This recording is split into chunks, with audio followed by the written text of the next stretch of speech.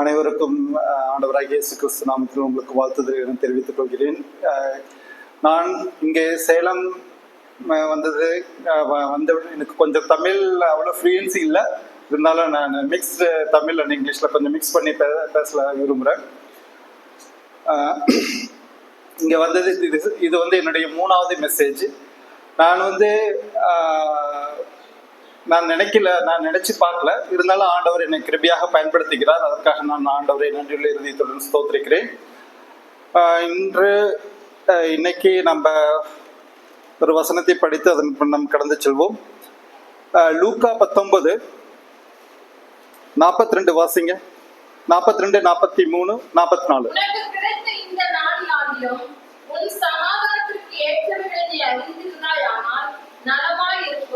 இப்பொழுதோ அவைகள் உன் கண்களுக்கு மறைவாய் இருக்கிறது.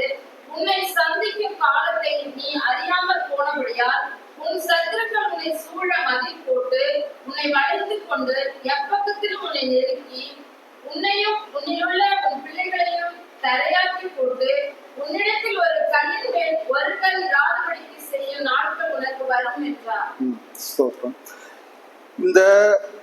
இந்த கான்டெஸ்ட் நான் ரொம்ப டீப்பா பேக்ரவுண்டுக்கு நான் போக விரும்பல. இது ஆண்டவர் கழுதையின் மேல் அந்த பஸ்கா பண்டிகை அப்ப ஜெருசலேம் நகரம் அலங்கரிக்கப்பட்டிருக்கு. பஸ்கா பண்டிகையுடைய செலிப்ரேஷன் எல்லா மக்கள்லாம் ரொம்ப ஜாய்ஃபுல்லா இருக்காங்க, இஸ்ரேலைட்ஸ், யூத மக்கள். அப்ப ஆண்டவராகிய இயேசு கிறிஸ்து கழுதையின் மேல அந்த இடத்துல ஊர்வலமா வராரு. வரக்குள்ளார எல்லாரும் மக்களும் ரொம்ப சந்தோஷமா இருக்காங்க. விழாக்கோலம் போட்டிருக்கு, எல்லாமே டெக்கரேஷன் அண்ட் எல்லா மக்கள்லாம் ரொம்ப சந்தோஷமா ஆரவாரத்தோட அந்த பஸ்கா பண்டிகை இஸ்ரேல் மக்களை தேவன் இந்த ஈஜிப்தில இருந்து விடுதலை ஆக்கின நாட்டில் நினைவு கூறும் ஒரு தேங்க்ஃபுல், ஒரு நன்றிக்காக அவர்கள் அந்த பஸ்கா பண்டிகை செலிப்ரேட் பண்றாங்க. பண்ணக்குள்ளார எல்லா மக்களும் இருதயம் களிகூர்ந்து இருக்கு. ஆனால் ஆண்டவர் அவர்களை பார்த்து அழுகிறார். இங்க நம்ம பார்க்கிறோம், ஜீசஸ் wept over it.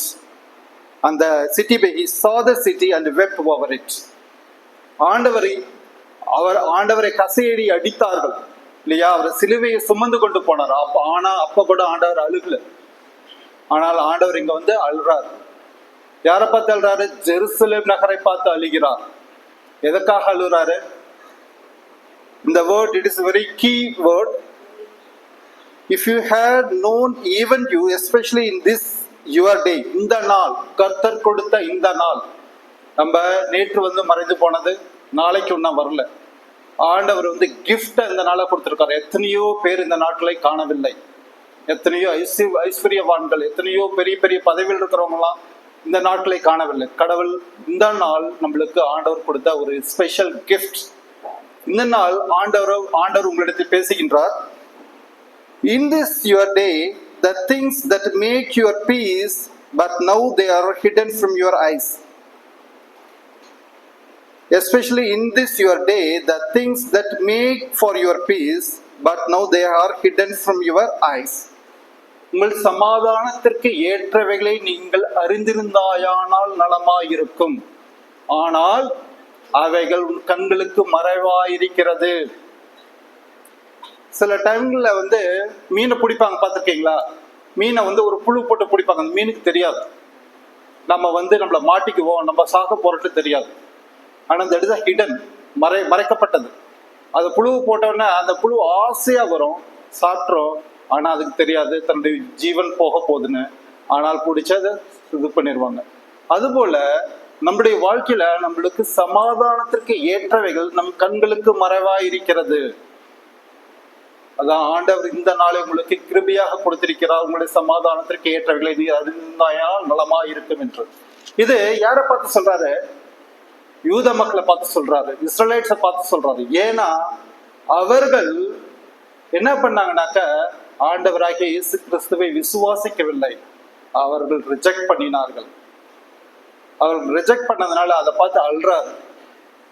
அழுதுட்டு அதுக்கு கீழே வசனங்கள்லாம் படிச்சீங்கன்னாக்க, உங்களோட அட்வர்சரி, எனிமி, உங்களையும் உங்களுடைய பிள்ளைகளையும் தரைமட்டும் அவங்களுடைய தரைமட்டும் மட்டும்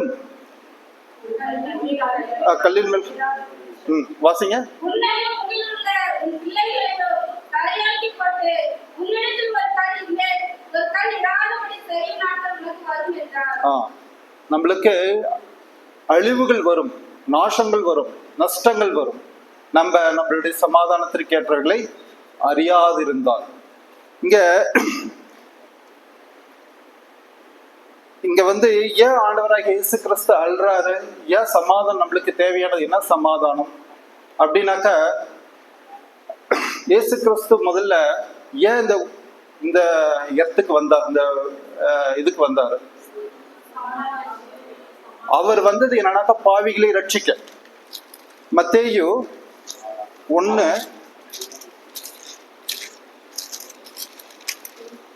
மத்தேயு 1ல வந்து 21 வாசிங்க.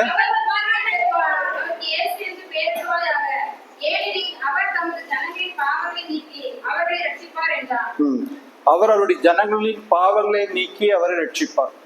அப்படின்னாக்க யூத மக்கள் பாவிகளா? யூத மக்கள் பாவிகளா? பாவிகள்னாக்கா அவர்கள் என்னன்னாக்கா மூசேயினுடைய கட்டளையை கை கொண்டார்கள். மூசேயினுடைய கட்டளை 613 கட்டளை. அதுல வந்து டூஸ் என்னன்னாக்கா 248 கட்டளை, டோன்ட் 365 கட்டளை.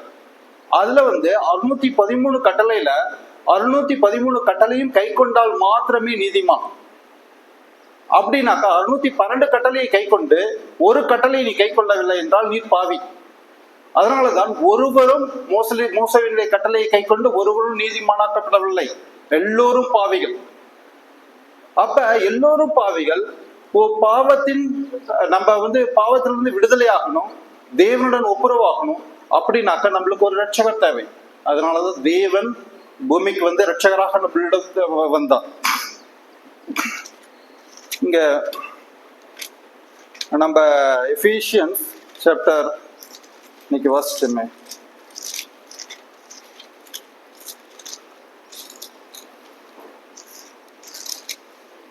இங்க எபேசியன்ஸ் சாப்டர் 2ல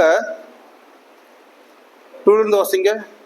2ல 14 2ல 14 to 18. எப்படியெனில் அவரே நம்முடைய சமாதான காரணராகி இரு திறத்தாரையும் ஒன்றாக்கி பகையாக நின்ற பிரிவினையாகிய நடுச்சுவரை தகர்த்து சட்ட திட்டங்களாகிய நியாய பிரமாணத்தை தம்முடைய மாம்சத்தினாலே ஒழித்து இரு திறத்தாரையும் தமக்குள்ளாக ஒரே புதிய மனுஷனாக சிருஷ்டித்து இப்படி சமாதானம் பண்ணி பகையை சிலுவையினால் கொன்று அதனால இரு திறத்தாரையும் ஒரே சரீரமாக தேவனுக்கு ஒப்புரவாக்கினார். 18 வரைக்கும் வாசிச்சிருக்கீங்க. அல்லாமலும் அவர் வந்து தூரமாய் இருந்த உங்களுக்கும் சமீபமாய் இருந்த அவர்களுக்கும் சமாதானத்தை சுவிசேஷமாக அறிவித்தார். அந்தபடியே நாம் இரு திறத்தாரையும் ஒரே ஆவியினாலே பிதாவினிடத்தில் சேரும் ஸ்லாக்கியத்தை அவர் மூலமாய் பெற்றிருக்கிறோம். இங்கே நம்ம பார்க்கிறோம், நம்மளுடைய மெயின் லைஃப்ல மெயின் கோல் என்ன? நம்ம சொர்க்கம் போகணும். அதுதான் எல்லாருடைய ஒரு கோல். நம்ம சொர்க்கம் போகணும். ஆண்டவரோட ஹிந்தியில சொல்லுவாங்க முக்தி பானாக. முக்தி பானாக ஆண்டவருடன் நம்ம ஐக்கியப்பட வேண்டும். அதுதான் இங்க இங்கிலீஷ்ல வந்து கொடுத்திருக்க ரீகன்சிலியேஷன். ரீகன்சிலியேஷன்னாக்க நம்ம ஆண்டவரோட ஒப்புரவாகுதல், தேவனுடன் ஒப்புரவாகுதல். ஆதாம் ஏவாள தேவன் உண்டாக்கினார். அவர்கள் பாவம் செய்யவில்லை. ஆனால் ஆண்டவருடைய வார்த்தையை கீழ்ப்படியாமல் தேவனுக்கு எதிராக பாவம் செய்த பொழுது அவர்களை தேவனுடைய பிரசனத்தில் அவர்களால் நிற்க முடியவில்லை. தேவன் என்ன பண்ணார்? அவர்களை ஏதேன் தோட்டத்திலிருந்து துரத்தி விட்டார். ஏன்னாக்கா அவங்க வந்து பரிசுத்தர்கள் கிடையாது. சோ ஆண்டவரோட கூட இருக்குன்னாக்கா நாம பரிசுத்தமாக்கப்பட வேண்டும். ஆண்டவரோட பரிசுத்தமா இருந்தால்தான் தேவனுடன் நம்மள ஒப்புரவாக முடியும். சோ நாம ஆண்டவருடைய வார்த்தைக்கு கீழ்ப்படியாமல் நம்ம பாவிகள் ஆனோம். அதே போல ஐசாயா சாப்டர் 59ல படிங்க, 2 and 3. உங்களுக்கும் உங்கள் தேவனுக்கும் நடுவாக பிரிவினை உண்டாக்குகிறது. உங்கள் பாவங்களே அவர் உங்களுக்கு செய்யப்படாதபடிக்கு அவருடைய முகத்தை உங்களுக்கு மறைக்கிறது. ஏனென்றால் உங்கள் கைகள் ரத்தத்தாலும் உங்கள் நிறங்கள் அக்கிரமத்தாலும் கரையப்பட்டிருக்கிறது. உங்கள் உதவிகள் பொய்யை பேசி உங்கள் நாவு நியாய கேட்டு வசனிக்கிறது. இங்க நம்ம வாசிக்கிறோம், but your iniquities have separated you from your God and your sins have hidden his face from you. இங்க இன்னைக்கு மெயின் மெசேஜ் என்னன்னாக்கா, there is a peace and a reconciliation. நம்ம ஒரு நாள் என்ன, நம்ம இங்க என்ன ஆனோம்னாக்கா, ஆண்டவருக்கு விரோதமாக பாவம் செய்தோம். நம்முடைய பாவம் நம்மையும் தேவனையும் பிரித்தது. Separated you from your God, your iniquity, and your sin have hidden his face from you. ஆண்டவருக்கு வந்து பாவம் வந்து பிடிக்காது, அவருடைய ஃபேஸ் வந்து நம்மளிருந்து மறைச்சிருச்சு. ஸோ நம்மளுக்கும் ஆண்டவருக்கும் ஒரு ஒப்புரவாகுதல் வேணும். நம்மளும் என்ன பண்றோம்னாக்கா, நிறைய பேர்த்துக்கு சண்டை போட்டுக்கிட்டாக்கா நம்மளுக்கும் அவங்களுக்கு என்ன பண்ணும், சமாதானம் வேணும். ஸோ இங்க ரீகன்சிலியேஷன் நம்மளுக்கும் ஆண்டவருக்கும் ஒரு சமாதான கர்த்தராக தான் யார் வந்தது, ஆண்டவராகிய இயேசு கிறிஸ்து இந்த பூமியில வந்தார்.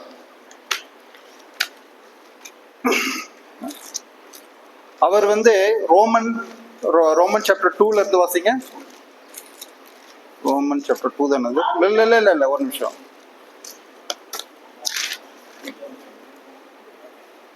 ரோமன் சாப்டர் 5ல 8 to 11.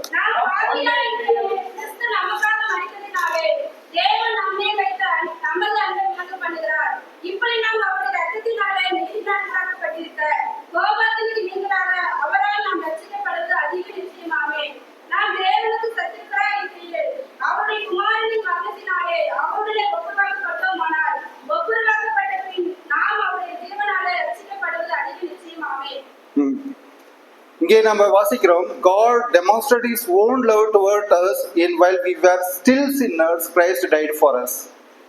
நாம் பாவிகளா, ஒரு சிலர் யாருக்காக மரிப்பாங்க, நல்லவர்களுக்காக மரிக்க துணிவார்கள். ஆனால் தேவன் நாம் பாவிகளா இருக்கக்குள்ளாரே நம்மளுக்கு மரித்தார்.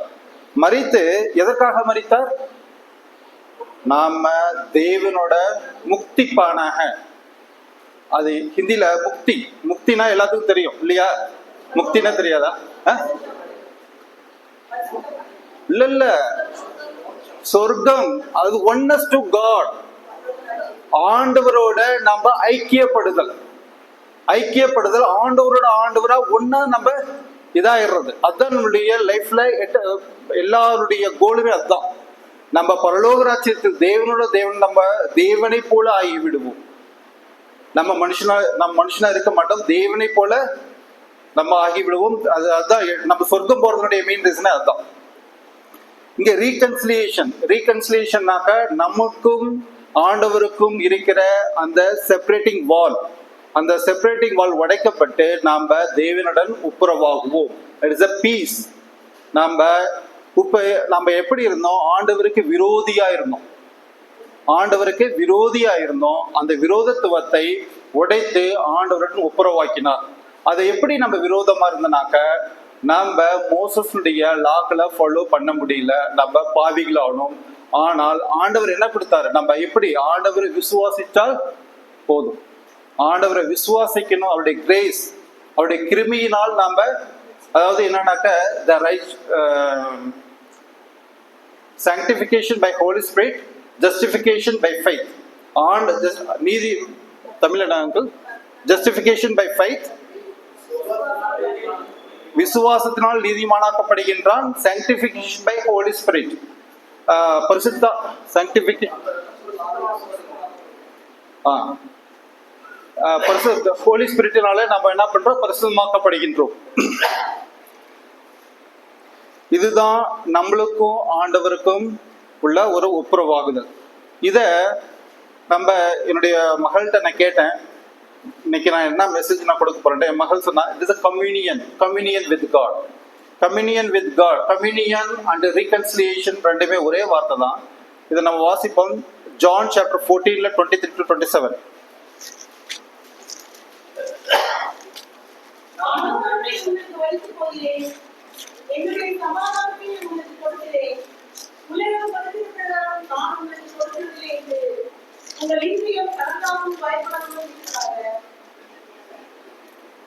முகாந்திரம் இல்லாமல் என்னை பகைத்தார்கள் என்று 27 வரைக்கும், 23 to 27. என்னை பகைக்கிறவன் என் பிதாவை பகைக்கிறான்.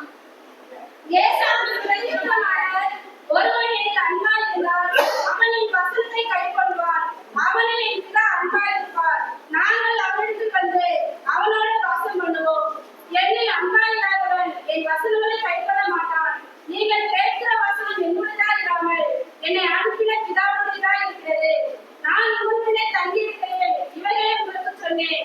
என் நாமத்தினாலே பிதா அனுப்பப்படுகிற பரிசுத்த ஆவியை பேற்றவனே எல்லாவற்றையும் உங்களுக்கு போதித்து நான் உங்களுக்கு சொன்ன எல்லாவற்றையும் உங்களுக்கு நினைவூட்டுவார். சமாதானத்தை உங்களுக்கு வைத்துக் கொள்கிறேன். என்னுடைய சமாதானத்தையே உங்களுக்கு கொடுக்கிறேன். உலகம் கொடுக்கிற பிரகாரம் நான் உங்களுக்கு கொடுக்கவில்லை. உங்கள் இருதயம் கலங்காமல் பயப்படாமல் இருப்பதாக. இது வந்து ஒரு கிரேட் சத்தியம். ஒரு இது என்னால் வந்து ப்ராப்பராக உங்கள்கிட்ட எக்ஸ்பிளைன் பண்ண முடியல, இருந்தாலும் நான் வந்து ட்ரை பண்ணுறேன். If anyone loves me, will keep my words, and my Father will love him, and we will come to him and make our home with him. நான் என்னுடைய கட்டளையை ஒருவன் கை கொண்டால் நானும் என்னுடைய பிதாவும் அவனிடத்தில் வந்து வாசமாயிருப்போம். That is a communion. நம்ம இன்னைக்கு கம்யூனியன் எடுக்க போறோம். Communion with God. நம்ம அவரிடத்துல ஐக்கியமா இருப்போம். He who does not love me does not keep my words, and the words which you hear is not mine, but the Father's who sent me. என்னை ஒருவன் நேசிக்கவில்லை என்றால் அவன் என்னுடைய வார்த்தையை கை கொள்ள மாட்டான். அவன் என்னுடைய வார்த்தை இருதயத்தில் வைக்க மாட்டான். அதே போலதான் இங்க ஆண்டவர் சொல்றாரு, அதுக்கு கீழே நான் உனக்கு தேற்றவளான he is the helper and the counselor. பரிசுத்த ஆவியானவரை நான் உங்களுக்கு கிஃப்டாக கொடுக்கின்றேன். He will teach you everything. அவர் உங்களுக்கு எல்லாற்றையும் கற்றுக் கொடுப்பார். அதே போல இங்க கீழே கொடுக்கிறாரு, peace I leave you, with my peace I give to you, not as the world gives do I give to you. இந்த உலகம் கொடுக்க பிரகாரமான சமாதானத்தை நான் தரவில்லை, என்னுடைய சமாதானத்தை உங்களுக்கு வைத்து போகிறேன். நம்முடைய பிதாக்கள் நம்மளுக்கு என்னத்தை வச்சுட்டு போவாங்க? சொத்தை வச்சுட்டு போவாங்க. ஏன்னா வீடை வச்சுட்டு போவாங்க, இது சில நிலங்களை வச்சுட்டு போவாங்க, இல்லது பேங்க் அக்கௌண்ட்ல காசை வச்சுட்டு போவாங்க. ஆனால் தேவனாகிய இயேசு கிறிஸ்து நம்மளுக்கு என்னத்தை வச்சுட்டு போயிருக்கிறாரு? அவருடைய சமாதானத்தையே நம்மளுக்கு வைத்து போகிறார். அதனுடைய உன்னுடைய இருதயம் கலங்காமலும் திகையாமலும் இருப்பதாக பயப்படாது இருக்கிறீர்கள் அப்படிங்கிறார். இயேசு கிறிஸ்து ரிசரக்ட் ஆகி இந்த உலகத்துல இருந்து மரிச்சு உயிர் தெளிந்த பிரகாரம் சொன்ன முதல் வார்த்தை என்னது? சமாதானம். அது வாசிங்க, ஜான் சாப்டர் 20:19. வாரத்தின் முதல் நாளாகிய அன்றைய தினம் சாயங்கால வேளையிலே சீசர்கள் கூடியிருந்த இடத்தில் யூதர்களுக்கு பயந்ததினால் கதவுகள் மூடி இருக்கையில் இயேசு வந்து நடுவே நின்று உங்களுக்கு சமாதானம் என்றார். Peace be with you. சமாதானம் உங்களில் இருப்பதாக, உங்களுடன் கூட இருப்பதாக. Peace be with you. இதுதான் ஆண்டவர் நம்மள்ட்ட எதிர்பார்க்கறது. என்னன்னாக்கா நம்மளுடைய இருதயத்துல சமாதானம், சமாதானம், சமாதானம். நான் நைட்டு 12 மணிக்கு பைபிள் வாசிச்சுக்கிட்டு ஜெபம் பண்ணிட்டு இருக்கேன். அப்ப வந்து பெரிய சத்தம், சண்டை போடுற சத்தம். அப்ப ஹஸ்பண்ட் ஒய்ஃப்ல தான் சண்டை நடக்குன்னு நான் வந்து யோகிக்கிறேன். ஆனா சண்டை ஏன்னா அவங்களுக்குள்ளார சமாதானம் இல்லை. சமாதானம் அதான் மனுஷனுடைய இருதயத்துல வந்து சமாதானத்தை தான் நான் என்னுடைய சமாதானத்தையே வைத்து போகிறேன். நீங்கள் உமக்கு உங்களுடைய இருதயத்தில் இதுல நம்ம வாசிக்கிறோம். சங்கீதம் 34:14 வாசிக்காதீங்க, நான் சொல்றேன். என்னன்னாக்கா seek peace and pursue it. சமாதானத்தை தேடி வாசிங்க.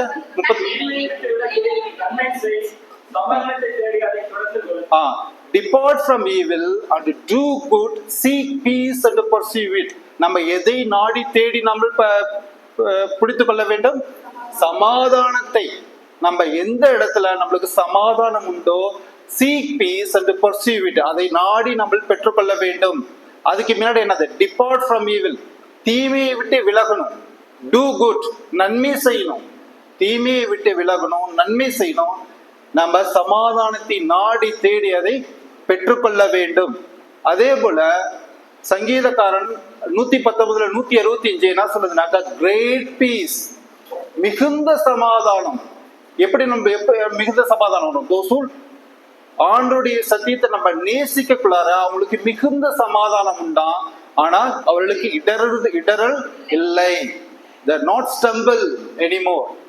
அவங்க வந்து எதுவுமே அவங்களுக்கு வந்து இடறிவு வருவதற்கே கிடையாது. ஆண்டவருடைய வேதத்தை நேசிக்கக்குள்ளார, ஆண்டவருடைய வேதத்தை இருதயத்துல வைக்கக்குள்ளார. அதே போலதான் நம்ம இங்க ரீகன்சிலியேஷன் வித் காட், ஆண்டவருக்கும் நம்மளுக்கும் இருந்த அந்த விரோதம், அந்த எனிமிட்டி, அதை நம்ம என்ன பண்ணோம்? ஆண்டவராக இயேசு கிறிஸ்து அந்த எனிமிட்டியை உடைச்சு நம்மளோட ஒரு சமாதானக்காரராக வந்தார். அதான் நம்ம இதுல நம்ம வாசிக்கிறோம், மேத்யூல கூட வாசிக்கிறோம், சமாதானம் பண்ணுகிறவர்கள் பாக்கியவன்கள், தேவனுடைய புத்திரர் என்று என்னப்படுவார்கள் என்று நம்ம வாசிக்கிறோம் இல்லையா?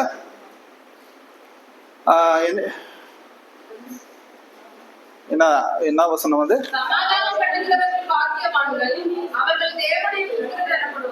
தேவனுடைய புத்திரர் என்று எண்ணப்படுவார்கள். சோ ஆண்டவர் யார் நம்ம வந்து சமாதானமா, அவர்கள் தேவனுடைய புத்திரர்கள். So Jesus also son of God. அவர் தெய்வம், ஆனால் சன் ஆஃப் காட். இங்க நம்ம இதுவரைக்கும் நம்ம பார்த்தது ஆண்டவருக்கும் நம்மளுக்கும் உள்ள ஒப்புரவாகுதல். இப்ப நம்ம வாசிக்கிறோம், நம்ம இப்ப மெடிடேட் ஃபர்தரா போறது மனுஷருக்கும் ரீகன்சிலியேஷன், சமாதானம். இப்ப ஆண்டவர் இதை பத்தி என்ன சொல்றாருனாக்க, மத்தேயு 5:23-26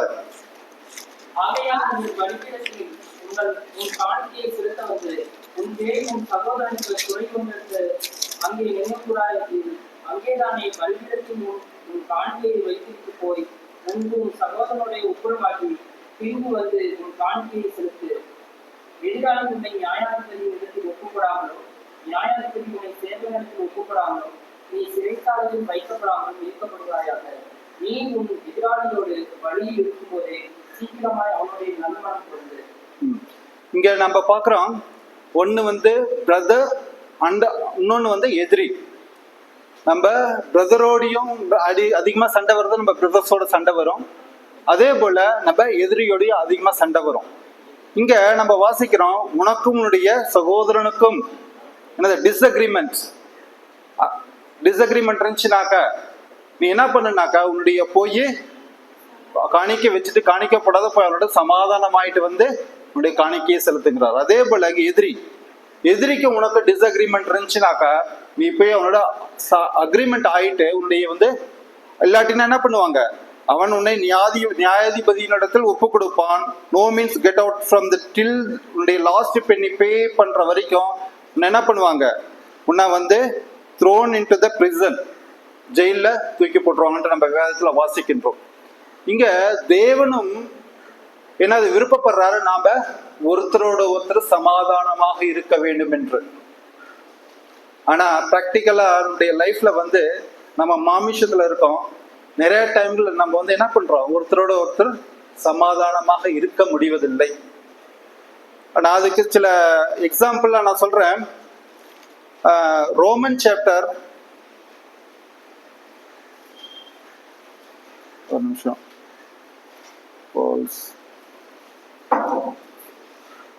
Romans 12:18.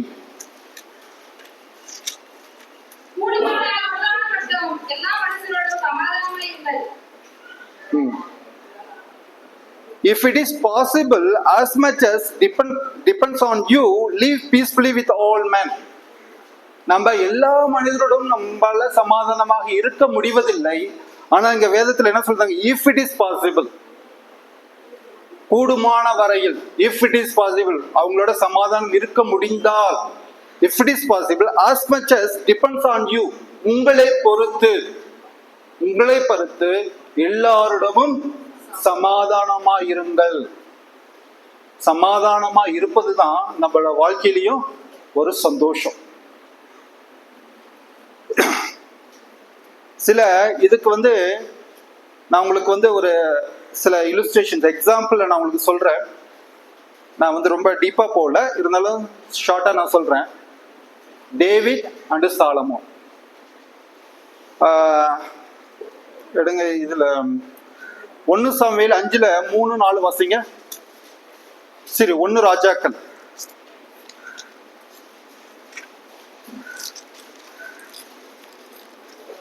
அவர்கள்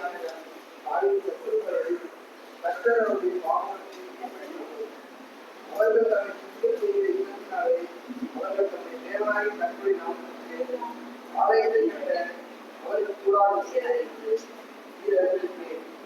ஆனாலும் இப்பொழுது ஒரு தேவனாய் கட்ட எங்கும் எனக்கு எதிர்பார்ப்பை தந்தார். விரோதியும் இல்லை, இதையும் இல்லை. ஆகையால் நான் தானத்தில் போதும் போதும் போதும். இங்க நம்ம வாசிக்கிறோம் டேவிட்க்கும் சாலமோனுக்கும். டேவிட் வந்து ஆண்டவர் வந்து நீங்க வந்து எனக்காக டெம்பிள கட்டக்கூடாதுன்ட்டாரு. ஏன்னாக்கா அவனுக்கு நிறைய சண்டைகள், நிறைய பிரச்சனை. ஆனா சாலமோனுக்கு எப்படி இருந்துச்சுனாக்கா நம்ம கிளியரா வாசிக்கிறோம் 5:4. But now the Lord my God has given me rest. Given me rest, it means the peace on every side. நாலா பக்கமும் எல்லா சைடும் எனக்கு வந்து என்னது பெரிய சமாதானம். சமாதானம் அவனுக்கு வந்து பெரிய ஒரு சமாதானம் இருந்துச்சு சாலமோனுக்கு.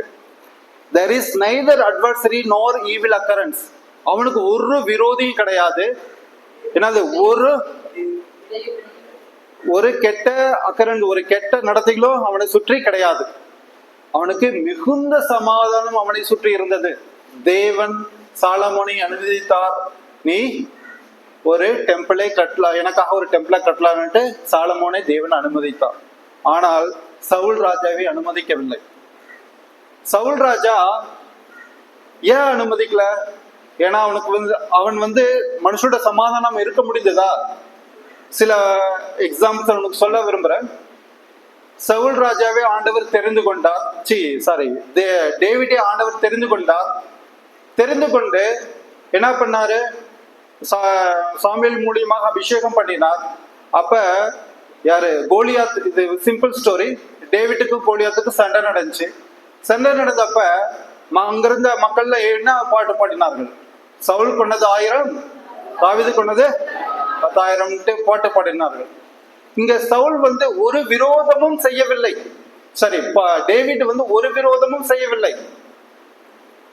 ஆனாலும் அவன மேல என்ன பண்ணார்? 2 முறை ஈட்டி அடிச்சு கொல்றதுக்கு ட்ரை பண்ணார் சவுல் ராஜா. யா ஜெலசி.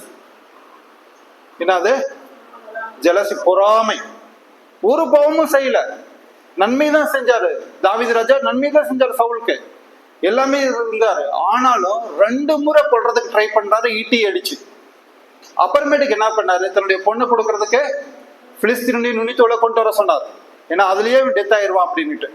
சோ பொறாமையினால கொல்ல விரும்பினார்.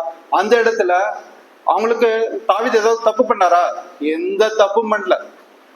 ஆனாலும் தேவனுடைய ஆவி, தேவனுடைய பிரசன்னம் தாவீதனோட இருந்ததுனால அவன் எந்த இடத்துல எந்த ஆபத்துகள், எந்த நாசங்கள், எந்த துன்பங்கள் வந்தாலும் தேவன் அவனை தப்புவித்தார், ஜெயத்தை கொடுத்தார்.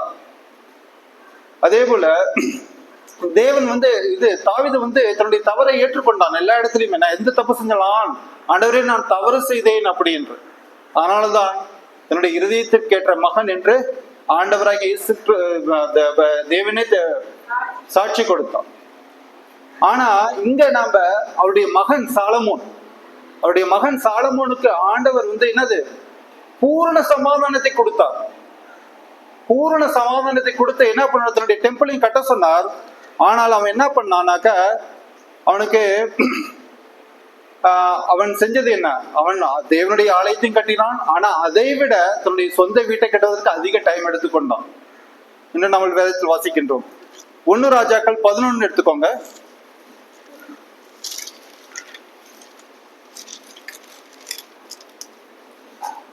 1 ராஜாக்கள் 11 வாசிக்காதீங்க, நான் சொல்லி கடந்து போகிறேன். 1 ராஜாக்கள் 11 2வது என்ன பண்றானாக்க, ஆண்டவர் சொல்றாரு நீ அந்நிய ஜாதிகளில் நீர் பொண்ணு எடுக்க கூடாதுங்கிறார். ஆனா இவன் என்ன பண்றான்? you shall not intermarry with them nor they with them, surely they will turn away your heart after their gods. நீர் அந்நிய ஜாதிகள் வந்து பெண் எடுத்தால் உன்னுடைய இருதயத்தை தேவனிடத்தில் விட்டு விலகி போக செய்வார்கள். ஆனா அவன் கேட்கிறானா? கேட்கறது இல்லை. அந்நிய ஜாதிகளில் பொண்ணு எடுத்தான். பொண்ணு எடுத்தப்ப என்ன பண்ணாங்கனாக்க, 6வது வசனம், Solomon did evil in the sight of the Lord and he did not truly follow the Lord as did his father David. அதே போல இங்க வந்து இதுல வந்து என்ன வாசிக்கிறனாக்க his wife turned away his heart. ஆண்டவருடைய பார்வைக்கு விரோதமாக பாவம் செய்தான்.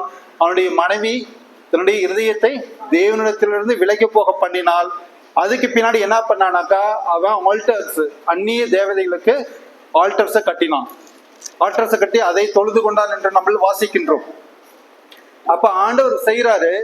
வாசிங்க இத 1 ராஜாக்கள் 11:14 வாசிங்க. கர்த்தர் ஏதோமியனாகிய ஆகாப் என்னும் ஒரு விரோதியை சாலமோனுக்கு எழுப்பினார். போதும் அது. The Lord raised up an adversary against Solomon. ஆண்டவர் வந்து அவனுக்கு வந்து ஒரு விரோதியை உண்டாக்க செய்கிறார். அதே போல 23வது வாசிங்க.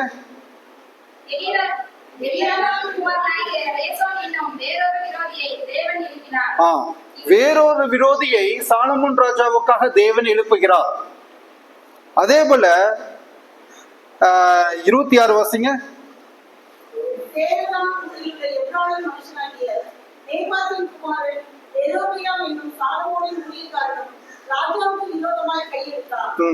இங்க rebelled against king யாரு? ஜெரோபாம்.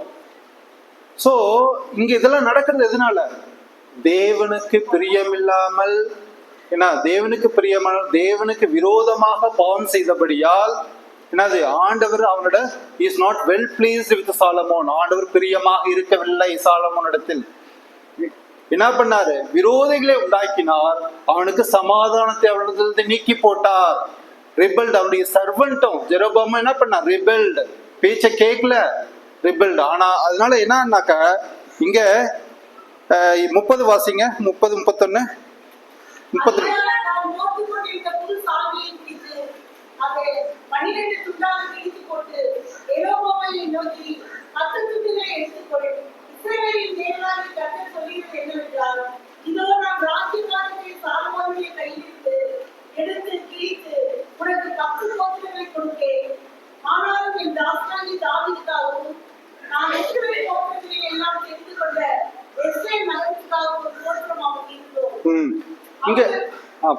இங்க சாலமோன் வந்து ஆண்டவருக்கு விரோதமாக பாவம் செய்தபடியால் என்ன பண்ணார்? ஆண்டவர் டியர் ஹிஸ் கிங்டம், அவருடைய கிங்டம் வந்து ராஜ்யத்தை வந்து கிழித்து போட்டார் அப்படின்ற வேதத்தில் வாசிக்கின்றோம். இங்க எப்படின்னாக்கா தாவீதுக்காக இங்க வந்து அவருடைய சர்வெண்ட்டுக்கு 10 கோத்திரம் போயிடுச்சு. தாவீதுக்காகவும் ஜெருசலேமுக்காகவும் ஆண்டவர் 2 கோத்திரங்களை சாலமோனுடைய மகனுக்காக கொடுத்தார். சோ நம்ம இங்க என்ன இதுல இருந்து நம்ம என்ன தெரிஞ்சுக்கிறோம்னாக்க ஆண்டவருக்கு விரோதமாக நாம் பாவம் செய்யக்குள்ளார சமாதானம் நம்மளிடத்து எடுபட்டு போகும்.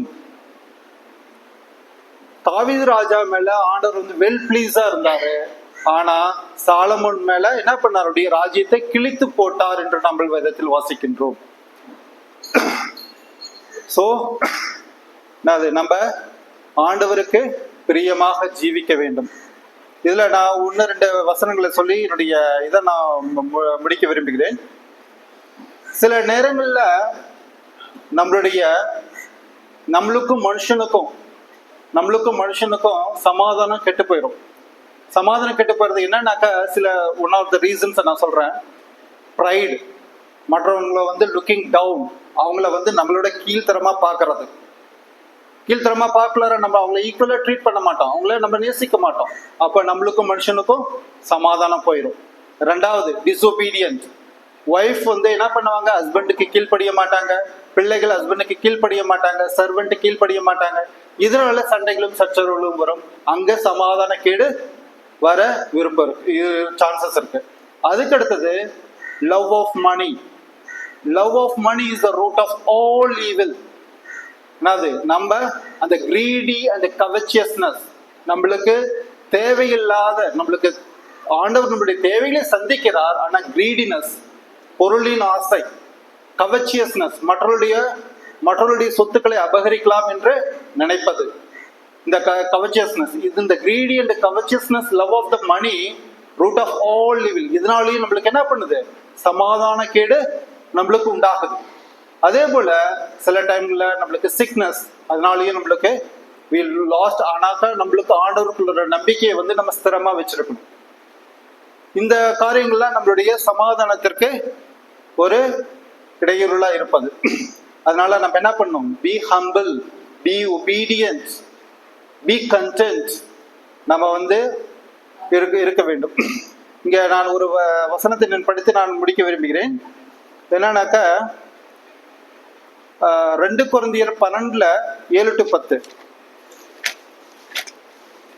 அன்றைய எனக்கு வெளிப்படுத்தப்பட்டவர்களுக்குரிய மேன்மை நிமித்தம் நான் என்னை உயர்த்தும்படிக்கு என் மாம்சத்தில் ஒரு மொழி கொடுக்கப்பட்டிருக்கிறது. என்னை நான் உயர்த்தான்படுத்தி அது என்னை குட்டும் சாத்தானுடைய தூதனாயிருக்கிறது. அது என்னை விட்டு நீக்கும்படிக்கு நான் 3 தரம் கர்த்தரிடத்தில் வேண்டிக் கொண்டேன். அதற்கு அவர், என் கிருபை உனக்கு போதும், பலவீனத்திலே என் பலன் பூரணமாய் விளங்கும் என்றார். ஆகையால் கிறிஸ்துவின் வல்லமை என்மேல் தங்கும்படி என் பலவீனங்களை குறித்து நான் மிகவும் சந்தோஷமாய் மேன்மை பாராட்டுவேன். இங்க நம்ம வாசிக்கிறோம், நம்ம சில நேரங்கள்ல என்னதான் சமாதானத்தை தேடி ஓடினாலும் நம்மளுக்கு என்ன பண்ணும்? உபத்திரவங்களும் கஷ்டங்களும் நம்மள மைண்ட்ல நிறைஞ்சிருக்கும். வீட்டுல சமாதானம் இல்லை, பிள்ளைகளிடத்தில் சமாதானம் இல்லை, வேலை செய்யும் இடத்தில் நம்மளுக்கு சமாதானம் இல்லை. நம்மளுடைய சமாதான சீர்குலைவுகள் நம்மளிடத்தில் இருக்கும். இங்க பவுலுடைய வாழ்க்கையில் நம்ம பார்க்கிறோம், ஒரு முள் அவனுக்காக கொடுக்கப்பட்டிருக்கிறது. முள் என்றால் நம்மளுக்கு அவனுக்கு சமாதானத்தை கொடுக்குமா? அநேகமா உபத்திரவத்தை கொடுத்துக்கிட்டே இருக்கும். அப்ப அந்த முள் என்னிடத்தில் நீங்கி போக வேண்டும் என்று அவன் ஜெபிக்கின்றான். ஆனால் ஆண்டவர் என்ன சொல்றாரு? My grace is sufficient for you. My strength made perfect in your weakness. என்னுடைய கிருபை உனக்கு போதும், என் பலவீனத்தில் உன் பலவீனத்தில் என் பலன் பூரணமாய் விளங்கும். சோ அதே போல John 16:33 நம்ம வாசிக்கிறோம், in this world you have tribulation. உலகத்தில் உபத்திரவங்கள் உண்டு, ஆனாலும் திடன் கொள்ளுங்கள், நான் உலகத்தை ஜெயித்தேன். நம்முடைய உலகத்தில் உபத்திரவங்கள், கஷ்டங்கள், துன்பங்கள் எல்லாமே வரும். ஆனாலும் நம்ம ஆண்டவரோட கூட இருக்கக்குள்ளார ஆண்டவர் சமாதான கர்த்தராய் இருக்கிறார். நம்முடைய இருதயத்தில் சமாதானத்தை விதைக்கிறவராய் இருக்கிறார். நான் உங்களிடத்தில் இந்த நாளில் சொல்லிக் கொள்வது என்னவென்றால், குடும்பத்தில் பிரச்சனைகள் இருக்கலாம், நீங்க வேலை செய்கிற இடத்தில் பிரச்சனைகள் இருக்கலாம், இருக்கிற சொசைட்டியில் பிரச்சனைகள் இருக்கலாம். எல்லாவற்றிற்கும் நம்ம சமாதானம் யாரு? ஆண்டவராகிய இயேசு கிறிஸ்து மாத்திரமே சமாதானம். இஸ் தி சமாதானாகிய கர்த்தர். இந்த வசனம் எல்லாருக்கும் மிகவும் தெரிந்திருக்கும். வாசிங்கள் பிலிப்பியர் சாப்டர் 4, 6 and 7.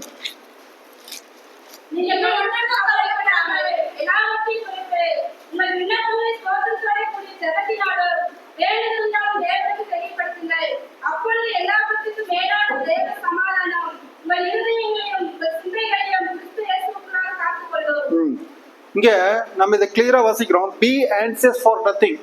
எவ்வளவுதான் பிரச்சனைகள் இருக்கட்டும், எவ்வளவுதான் கஷ்டங்கள் இருக்கட்டும், எவ்வளவுதான் உபத்திரவங்கள் இருக்கட்டும், ஆனா ஆண்டவர் கிளியர் சொல், பி ஆன்சியஸ் ஃபார் நத்திங். எதுக்கும் நீங்க கவலைப்படாதீங்க. ஆனா நம்ம செய்ய வேண்டியது என்னது?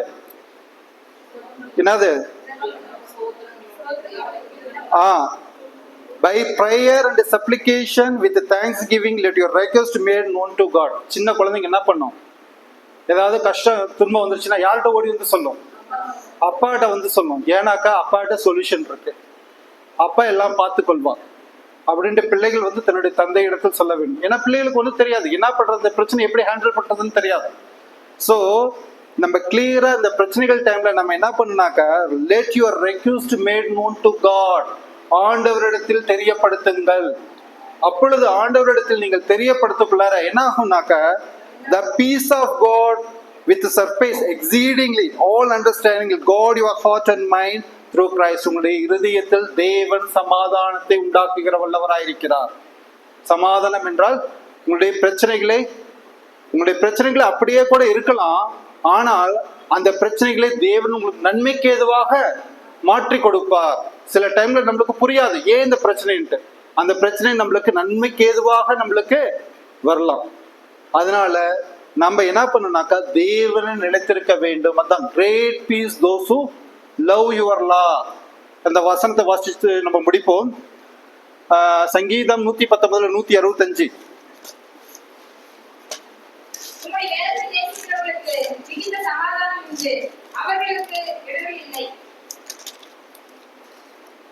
Great peace have those who love your law and nothing cause them to stumble. அவர்களுக்கு இடரல் இல்லை. மிகுந்த சமாதானத்தை தேவன் உங்களுக்கு இந்த நாளில் கட்டளையிடுவாராக. தேவ சமாதானமுடைய மனதில் ஆட்கொள்ளப்படுவதாக. கடவுள் உங்களை சமாதானத்துடன் சந்தோஷத்துடனும் உங்களை வழிநடத்துவாராக. லாஸ்ட் ஒரே ஒரு வசனம். சமாதானம் நம்ம என்ன வாசிக்கிறோம்னாக்கா, அன்பு, சந்தோஷம், சமாதானம் என்று ஆவின் கனிகளை வாசிக்கிறோம். இது மூணாவது ஒரு சமாதானம். நம்ம சந்தோஷமா இருப்பதற்கும் ஆண்டவர் ஒரு வழிமுறையை சொல்லி கொடுத்தாரு. என்ன சந்தோஷம் தெரியுங்களா? அது சந்தோஷமா இருக்கணும்னாக்கா நம்ம என்ன செய்யணும்? ஒருவரை ஒருவர் நேசிக்க வேணும். அதான் எங்க சொல்லப்பட்டிருக்கு? John chapter 15